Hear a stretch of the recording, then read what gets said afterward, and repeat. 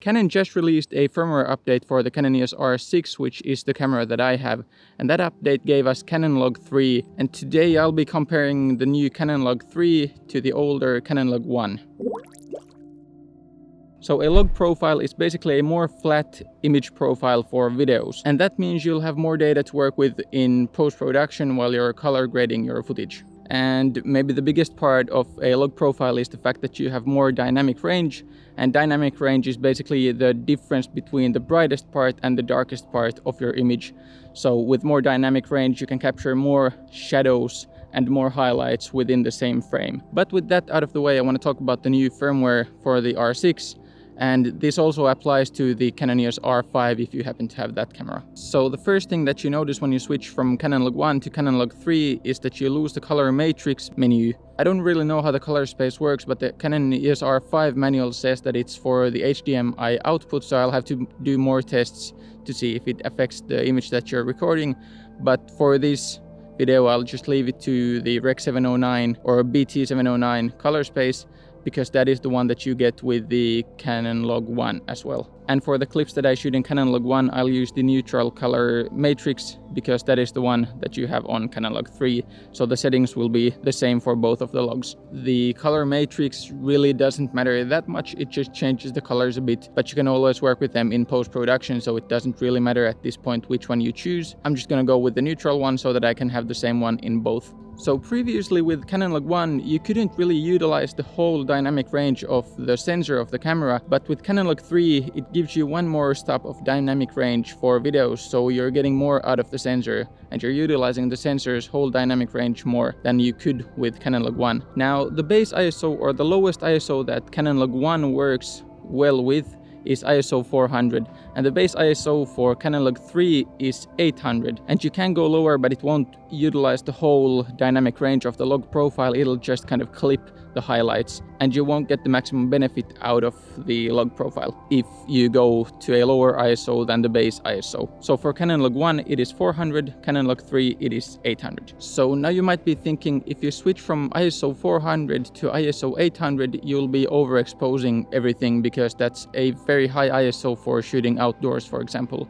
But this is where the log profile comes in play. Canon Log 3 gives an extra stop of dynamic range compared to Canon Log 1, and when you go from ISO 400 to ISO 800 you're actually not changing the exposure of the highlights, you're only changing the exposure for the shadows and the midtones. That's not really a good explanation technically, but it's how it works in like real life situations, so that's what I'm gonna go with. So basically ISO 800 on Canon Log 3 will have the same highlight exposure as Canon Log 1 in ISO 400. But the Canon Log 3 will just boost the shadows and the midtones to make those brighter. And that is how you get the extra stop of dynamic range. And if you're worried about the fact that you have to go to ISO 800 on C-Log 3, I'm shooting in C-Log 3 right now with ISO 800, and it's midday in the middle of the summer and the sun is shining really bright, and I'm fine. I'm on f2.8 and a shutter speed of 1/200th of a second, so I wouldn't be too worried about the ISO 800. In this example, you can see on the left Canon Log 1 at ISO 400 and Canon Log 3 at ISO 800 on the right. So you can see how much brighter, for example, the sofa is on Canon Log 3 at ISO 800, but you can also see that the light coming outside the window is quite the same. And if I go to the other side of the frame, you can see that the lamp is actually not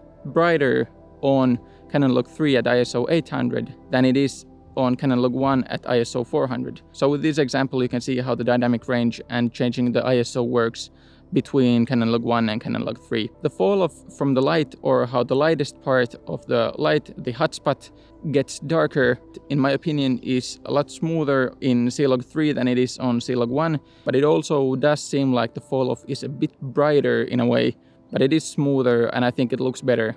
If we go back to the darker parts, you can see that the C-Log 3 has more noise than C-Log 1, but this is all ungraded, so if you grade it, you'll kind of get rid of a lot of the noise. So I don't think that is an issue at all. Noise is always present in like the dark areas of the image, so if you're lifting the darker areas to be a bit brighter, then it's obvious that you're gonna get a bit more noise, but I don't think it's such a big deal with this.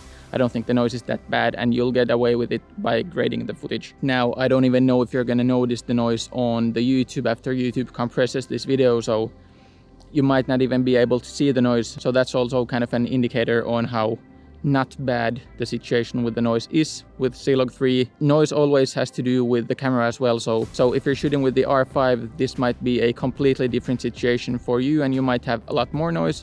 I don't know, I don't have the R5 so I can't test that, but with the R6 I don't think it is such a big issue. This is just something that you have to know about if you're choosing between C-Log 1 and C-Log 3. Another difference that you notice beside the dynamic range is the fact that you have a little less color in the C-Log 3 footage, but you can always add color in post, and the reason there is a little less saturation or less color in the image is that there's more room to play with always when there's less stuff.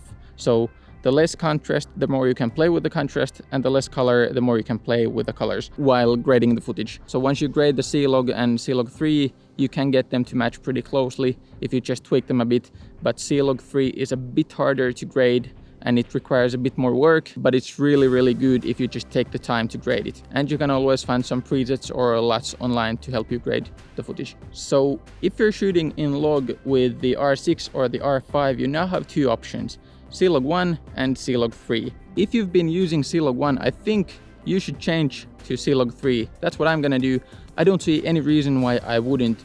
It just gives me one step more dynamic range and more room to play with in post. So I don't really see a competition between C-Log 1 and C-Log 3. I only think that if you're shooting log, just go with C-Log 3. If you're scared of the noise in like a darker situation and you don't need the extra step of dynamic range, that is the only situation where I would go with the C-Log 1. So that's just kind of a quick look on C-Log versus C-Log 3 on the R6 and the R5. Comment down below what you think. Are you gonna start using C-Log 3 or are you gonna stick with C-Log 1? Personally, I'm gonna go with C-Log 3 from now on, and I'm shooting this video in C-Log 3 as well, being the first vlog that I shoot in C-Log 3. But that's it for today, just a quick video on Canon Log 1 versus Canon Log 3. Thank you for watching and I hope I'll see you in the next one.